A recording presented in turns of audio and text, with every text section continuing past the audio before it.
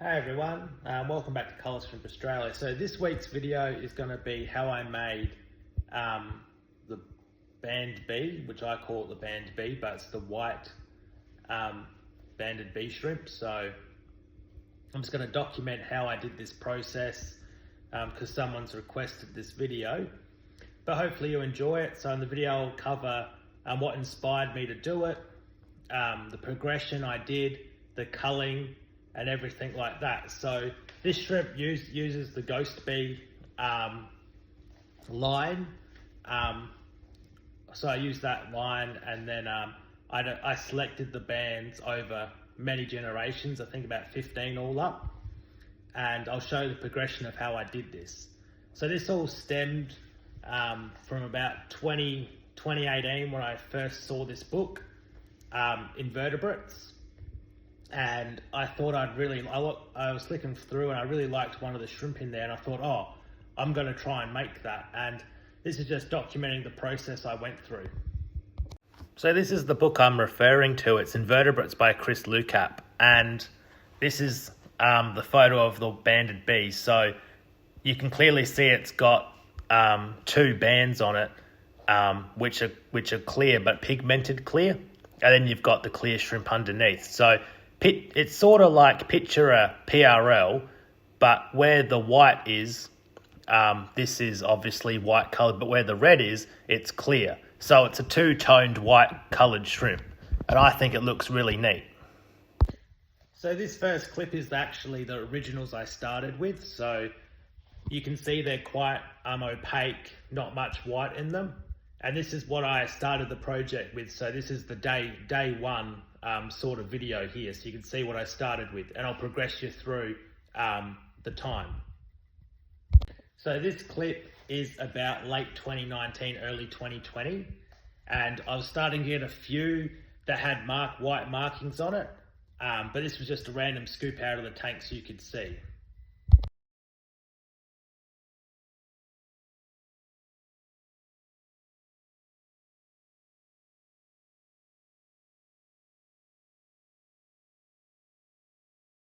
This video's 2022, so I've progressed a couple more years. What I did is I shrunk the colony down to about 30, 40, and I took everything that had white markings and I put it in a new tank and I rebred it.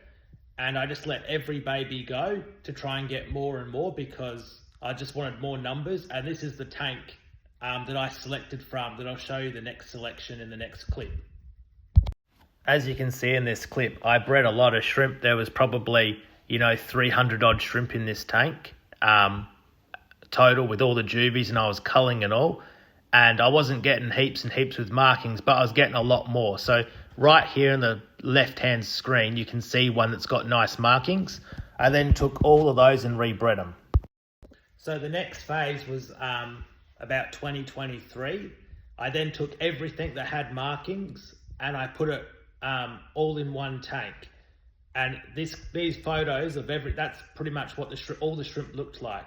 And then I just kept breeding all those, and I took everything out that didn't have markings, just came out of the tank. And I just kept breeding these more and more. And then the next clip is what I've got now, which is pretty much a defined pattern. So this was all the breeders that I took that all had the markings. So there's a baby, but these are all the ones I took. So they all looked about like this.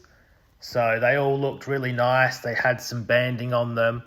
And then I progressed that further and further. And this is what I've got to the present day. So it was a lot of work, about 6.5 years all up. But as you can see, the markings are real defined now, and I'm really happy with it. So this is just a process of start to finish. And if you work really hard at something, you can achieve your goal. For me, I looked at a book and I wanted that shrimp, and it wasn't available in Australia. So I went and made it. And I'm really happy that I did. And I hopefully you like the documented process. So a few tips if you wanted to try this yourself. You want to at least go into it knowing it's going to take a fair few years. I'd probably start with some of the culls of the already made line rather than starting from scratch, so you can progress a fair few years ahead. It was really hard in the early days getting those offshoots.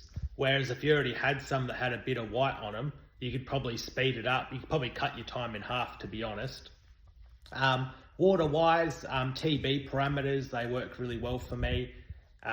So just not regular TB water. I find that you want the female to have more banding than the male. That's a tip that really worked well for me. So in the early days, I was focusing on the males that had the trait, but I found I was getting better reception when the female had it.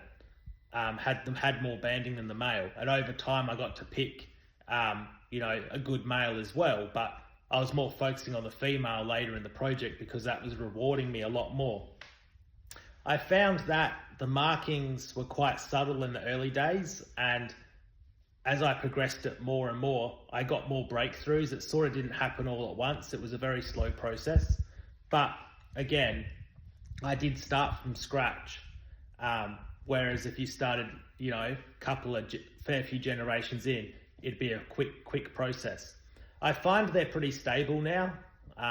You do get the ones with no markings that got to come out, but a lot of them have markings. I'd say about 85% of the ones I breed now have markings. Whereas in the early days, I'd breed, 200 shrimp, and you'd have one or two that had the white marking. So it's quite a lot more stable now. It's not fully stable, but it's a lot more stable than when I first started. I think they're a really cool shrimp. They look quite nice. It's quite subtle. So if you don't have the right photo or right angle, it's quite hard to see the white on white, because it's opaque white on like a bit of a colored white. But I think they're a really neat shrimp. They're really easy to look after. They have big egg clutches.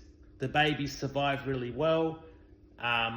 And I've really enjoyed it. They've probably been in 5 different tanks so far. Being a buffered soil shrimp, you do have to change tanks when the soil expires, but overall, I'm really happy I did the project, and hopefully you see how long it took me to do it and appreciate the hard graft I've put in to achieve this.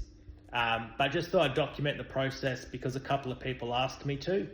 And I was more than happy to show everyone that it takes a lot of time, a lot of effort, but it's definitely rewarding.